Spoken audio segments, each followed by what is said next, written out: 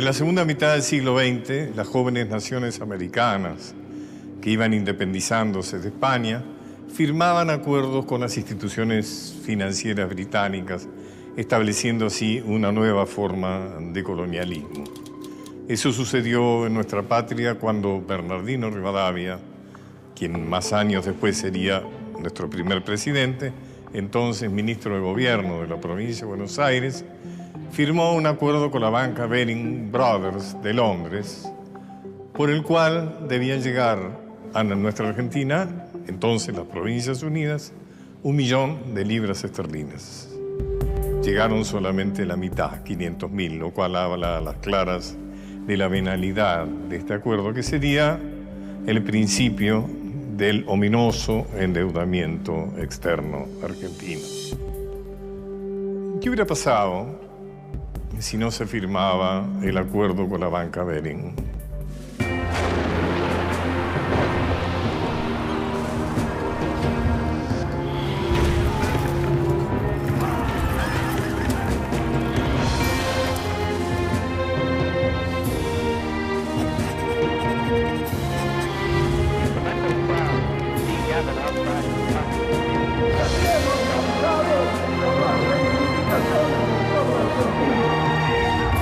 Entre la revolución cubana y el imperialismo yanqui.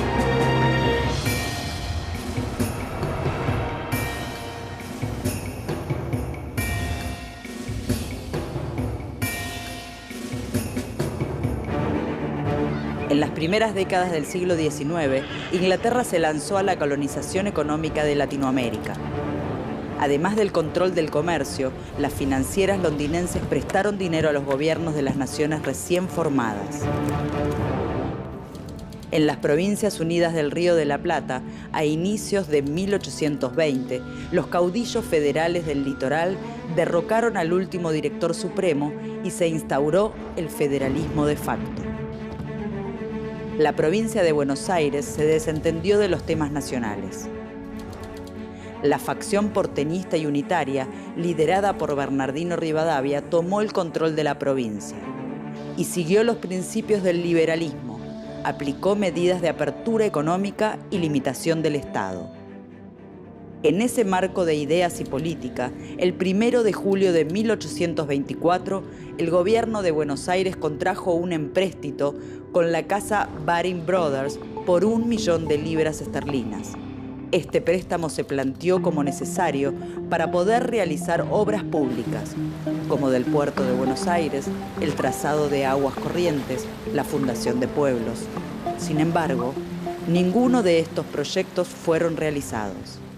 Del total del crédito se recibió poco más de 1 millón de libras. En gran parte fue utilizado para operaciones comerciales y la creación del Banco Nacional en 1826. El resto fue utilizado para pagar los gastos de la guerra con el Brasil, que comenzó ese mismo año. En 1904 se terminó de pagar este empréstito.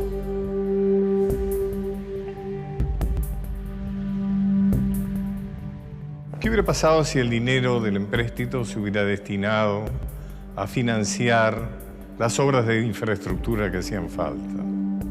¿Se hubiera podido cancelar la deuda con la Baring de esa manera? Yo creo que si el dinero del empréstito se destinaba a la construcción de pueblos, a la construcción de cloacas y del puerto de Buenos Aires, bueno, hubiera tenido, no tenía sentido el empréstito, pero digamos se hubiera usado para fines medianamente nobles. Lo que podía suceder en ese momento era otro proyecto de país, mucho más unido, quizás una federación, como soñaron esos próceres, antes que, bueno, vamos a cortarnos cada uno por la propia, hagamos un empréstito, el puerto más el empréstito es lo que nos va a dar poder por sobre todo el resto de la patria. Si no hubiese habido un empréstito de la Baring, evidentemente las fuerzas dominantes en ese momento hubieran sido más los populares que los salvajes unitarios. Si se hubiera hecho una cosa útil con esa plata es porque el país era distinto. El país fue lo que fue.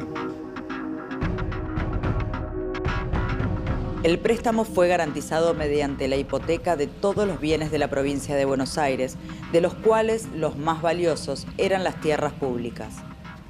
Para obtener más financiamiento, Rivadavia decidió arrendar las tierras hipotecadas bajo el sistema de enfiteusis.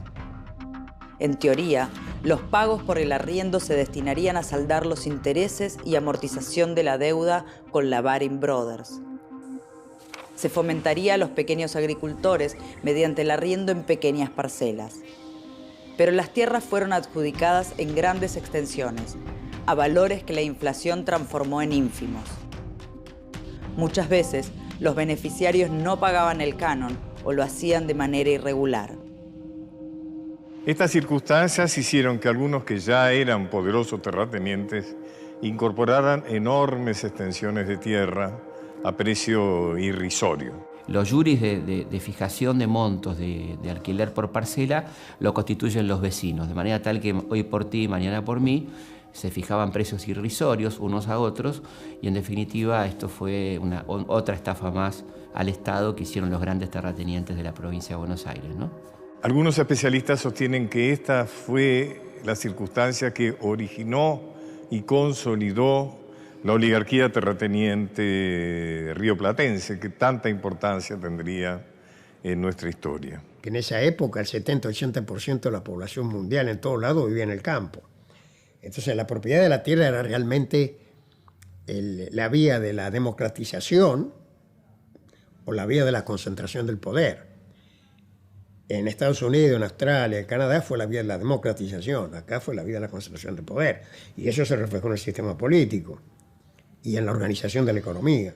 Esta arbitraria repartija de tierras fue aprobada en el Congreso argentino en 1826, no casualmente, durante el gobierno de Bernardino Rivadavia.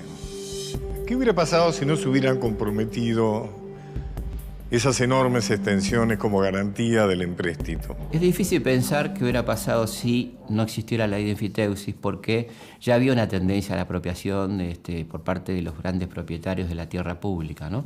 Lo que pasa es que el proceso de enfiteusis acelera esto y Rosas lo completa de alguna manera cuando da en propiedad la tierra en enfiteusis, ¿no? De las cosas buenas que tuvo Rosas, esta fue muy mala, ¿no? Esta fue negativa porque fue la consolidación del sistema de la gran propiedad, en definitiva, porque los enfiteutas, que eran supuestos inquilinos, se transformaban ahora en propietarios de esas tierras, ¿no?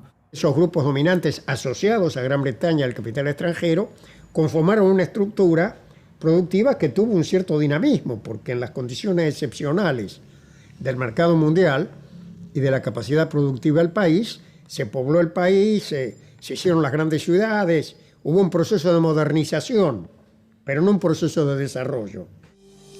¿Se podría haber aplicado la ley de enfiteusis para favorecer a los pequeños agricultores? Y en ese caso, ¿se hubiera dificultado la generación de la oligarquía terrateniente pampeana? Saber si hubiese existido una oligarquía terrateniente igual es consustancial al modo de explotación de la tierra. Recordemos de nuevo, los fisiócratas, los primeros pensadores de la economía, en ese momento decían que todo el valor estaba en la tierra. Luego vendrá Adam Smith a terminar con esa idea para decir que en realidad lo que creaba valor era el trabajo humano. Claro, el trabajo humano aplicado al trabajo del campo, teóricamente era la fuente de la riqueza. La ley de enfiteusis podría haberse apoyado para apoyar a pequeños agricultores.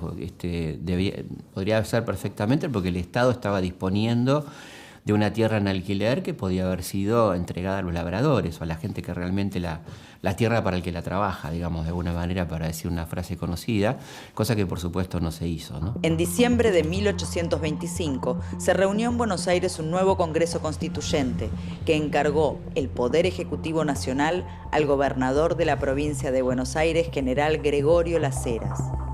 Bajo esa investidura, el 2 de febrero de 1825 firmó el Tratado de Amistad, Comercio y Navegación con Gran Bretaña. Este acuerdo implicaba el reconocimiento por parte de Gran Bretaña de la independencia argentina y la legitimidad del gobierno nacional. En contrapartida se otorgaron privilegios económicos, políticos y comerciales a Gran Bretaña y sus ciudadanos en Argentina. Esto consolidó en manos de los comerciantes ingleses el manejo del comercio de importación y exportación. Este tratado otorgaba beneficios extraordinarios a Gran Bretaña, tanto que nuestro país quedó condenado a ser un simple exportador de materias primas y comprador de productos manufacturados ingleses. ¿Qué hubiera pasado si no se firmaba este tratado? ¿El destino de nuestra Argentina podría haber sido otro? Si otro hubiera sido el gobernante que no fuera Rivadavia, podríamos pensar en una política nacional. Es decir, evidentemente Rivadavia no era la persona. Rivadavia era una persona que creía que lo mejor que nos podía pasar es ser una especie de semicolonia inglesa, ¿no?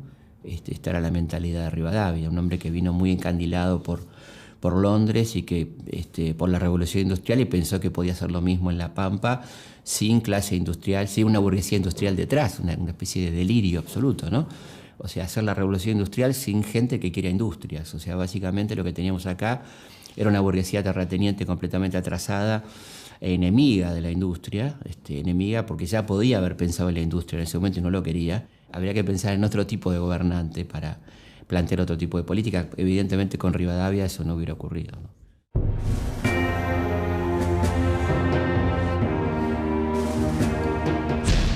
Esta economía que había sido periférica y marginal en el mundo colonial adquirió importancia en la economía internacional como un gran proveedor de alimentos y materias primas.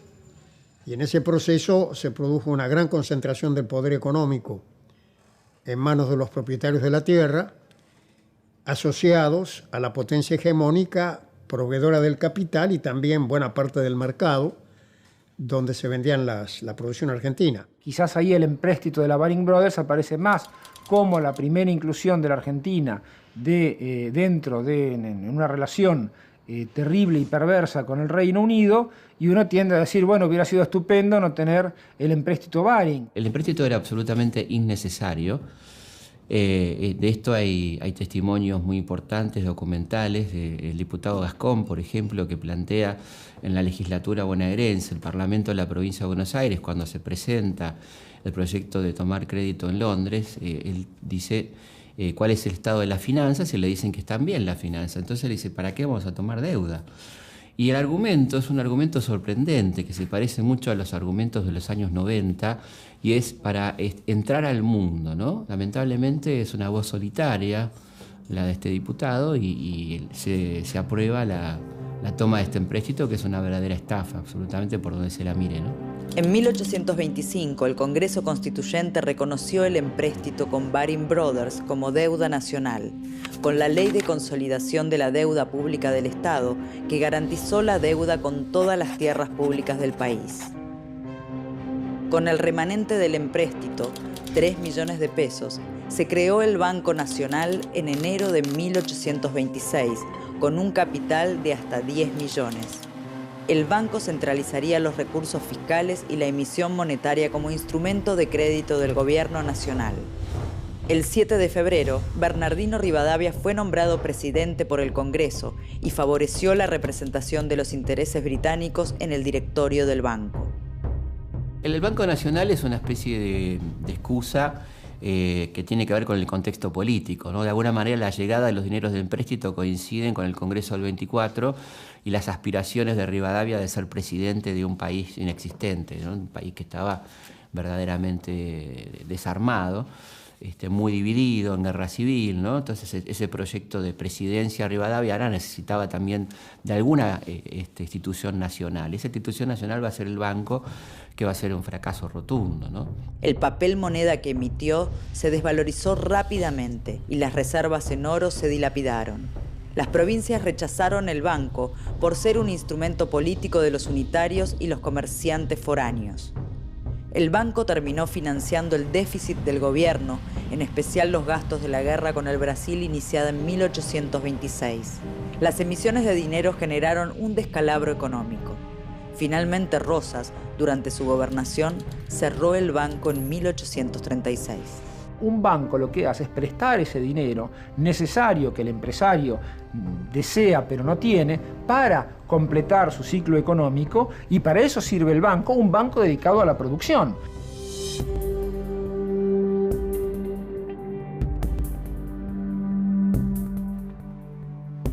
¿Qué hubiera pasado si hubiera prosperado un Banco Nacional no al servicio de británicos y sus socios vernáculos, sino al servicio de la Argentina? ¿Hubiera sido posible no endeudarse tanto? ¿Hubiera sido posible diseñar, basándose en el banco, una política económica nacional?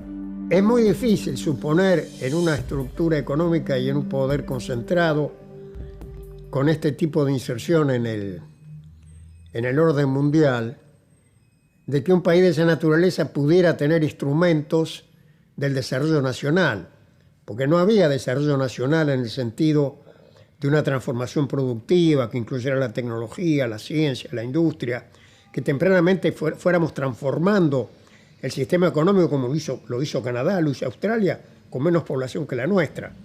El dinamismo que tenía ese comercio de carnes y de cereales y el poder político de los actores que eran protagonistas de ese sistema productivo se impuso sobre la propuesta industrialista y se aplicó una política básicamente de libre cambio, de apertura al capital extranjero y de abastecimiento con manufacturas sin desarrollo industrial propio, ¿no? Los acontecimientos históricos se van, digamos, reforzando unos a otros y esto de alguna manera venía escrito de los tiempos de la colonia. En 1825, en medio de los enfrentamientos y las disputas económicas entre federales y unitarios, se abrió un nuevo frente de batalla. Juan Antonio Lavalleja y los 33 orientales vencieron a los brasileños, que ocupaban desde 1821 la actual República Oriental del Uruguay y pidieron la incorporación a las Provincias Unidas. El Congreso Constituyente aceptó la reincorporación de la provincia oriental el 25 de octubre de 1825. Brasil declaró la guerra a las Provincias Unidas y el 1 de enero de 1826 el Congreso dio por iniciadas las hostilidades. La escuadra brasileña, apoyada por los británicos, bloqueó el puerto de Buenos Aires hasta el final del conflicto en 1828.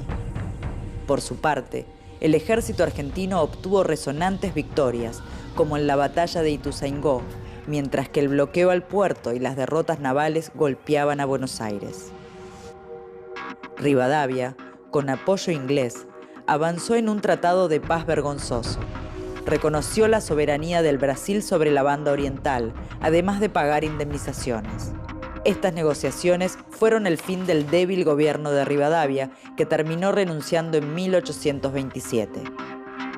Se disolvió el gobierno nacional en medio de una fuerte crisis económica y con un clima de decepción por parte de los militares que habían luchado contra el Brasil. Manuel Dorrego, protagonista militar en la guerra, fue nombrado gobernador interino de Buenos Aires. Enfrentó varios problemas, entre ellos la negativa del Banco Nacional a financiar al gobierno y la presión inglesa que amenazaba con una intervención militar. Así, debió firmar la paz con el Brasil, reconociendo la independencia de la banda oriental. La paz con el Brasil es una vergüenza, porque nosotros ganamos en el campo de batalla y la maniobra unitaria británica de dejarle la paz a Dorrego, una paz que tiene que firmar Dorrego, es todo un plan preestablecido para desestabilizar al gobierno de Dorrego, dicho casi con estas palabras por Agüero, el principal asesor de Rivadavia, que dice: deje que Dorrego se haga cargo del gobierno, que va a tener que firmar la paz con Brasil en condiciones deshonrosas y entonces nosotros tendremos que hablar y tendremos el poder, ¿no? O sea, le están preparando el camino. Esa paz deshonrosa absolutamente, que provoca en el ejército un gran enojo, porque gente que había dado su vida, había luchado, los Paz, los Lavalle, ¿no? La guerra con el Brasil, heroicamente, y resulta que le firman una paz deshonrosa donde prácticamente perdemos lo que habíamos ganado.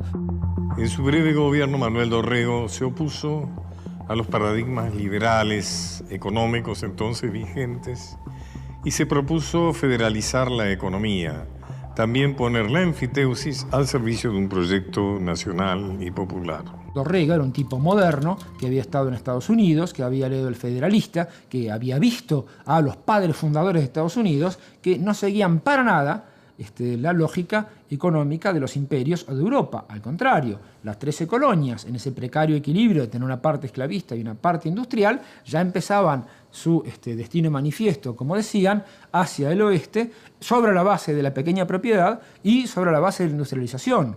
Yo creo que Dorrego era un tipo peligroso, ¿no? Un personaje peligroso porque había tomado decisiones muy fuertes, parecía que se la bancaba, un tipo muy coherente, defensor de las libertades públicas, no estaba dispuesto a implantar una dictadura, por ejemplo, no estaba dentro de sus convicciones.